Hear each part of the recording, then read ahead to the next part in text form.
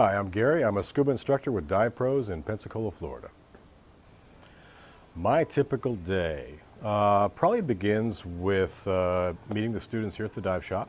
If I'm doing a basic class, we're going to meet in the classroom for quite a bit, going through the paperwork, the orientation, what to expect, what they can expect, what I expect. From there, we spend a couple of hours in a classroom situation.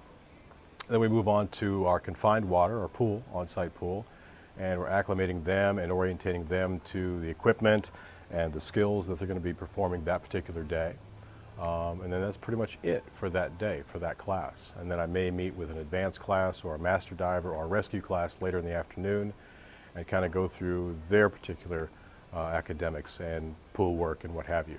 And then after that, we're typically going through the paperwork for each student, their progress, how they're doing, what they're doing well, what they need a little work on, and kind of tracking them from that method. To become a scuba instructor, it all begins with going into your local dive shop. You're going to sign up for a basic open water course. With that instructor, you can get with them if you have an interest in going farther. After the basic open water course, typically the pathway is to take an advanced diving course. More it's advanced diving techniques and environments. Then you move on to a rescue course, which is basic first response for scuba. And then you move into a higher learning course, such as Master Diver, where you're going to learn a lot more on physics, physiology, kind of the sciences behind the sport.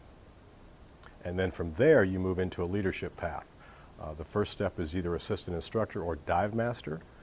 And a dive master puts you as a teaching professional.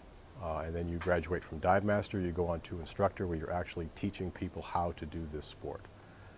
And that's pretty much the course that is offered throughout the world. That is usually the way that people advance in the sport.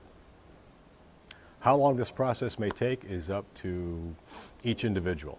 Some people can do it as fast as 3 to 6 months. Some people take a year to do a specific course. We average the advanced course typically is a relatively quick course.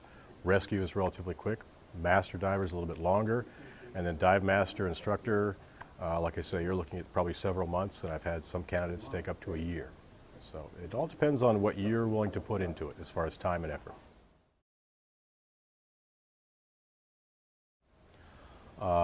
Best part of my job. Best part of my job, I feel, other instructors may have different opinions, but is actually turning people on to a sport or to an activity that they will enjoy for the rest of their lives. Your certification card is good for a lifetime.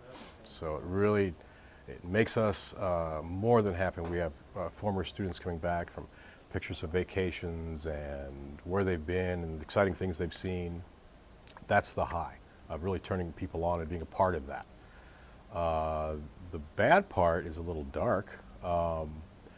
When you're teaching someone, sometimes you are the only thing between them and getting hurt and drowning. So you have to be willing to take that responsibility and take it very seriously.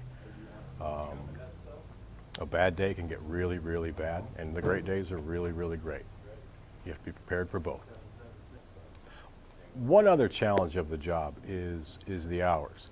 And again, if you're doing what you love, then it still makes it go pretty fast, pretty well. But still, you're going to have times where you're working during high season. You might work 10, 13, 14 days straight without a day off in between. And of course, in the winter time, around Christmas time, the New Year's, it slacks off quite a bit. So you do have a lot more free time. So we refer to in the industry as a feast and famine kind of thing. When business is good, you tend to get as much of it as you can, and when it's not so good, you tend to kind of shore it up and wait for the season to kick in again.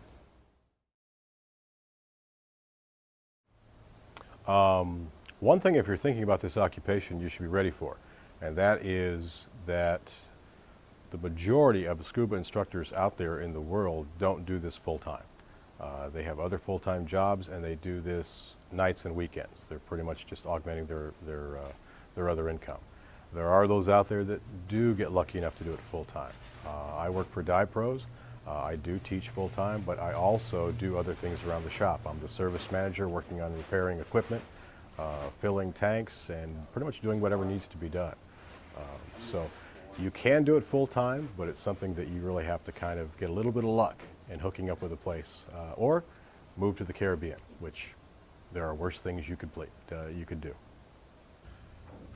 My advice, if you're considering this as an occupation, as you're going up the process of advanced and rescue diver and master diver, and you're working with another instructor, letting them know that, hey, I'm interested in becoming another instructor like you, and entering kind of a mentor relationship. Take a gut check with yourself. Make sure this is something you really want to do. People that become instructors for ego don't tend to last very long.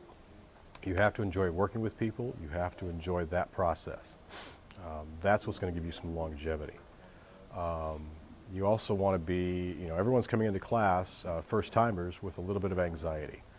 And so you need to deal with that anxiety. You need to be the coach, be the cheerleader, be the lifeguard.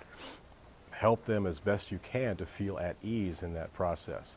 So you have to be a good communicator. So finishing high school or being very articulate is a must. And then you want to be in good shape. You want to be in good condition. If you have to respond to someone who's having trouble, you want to do that very quickly. So you don't really want to be someone that's not, you don't have to be an Olympic athlete, but you don't want to be physically unfit as well.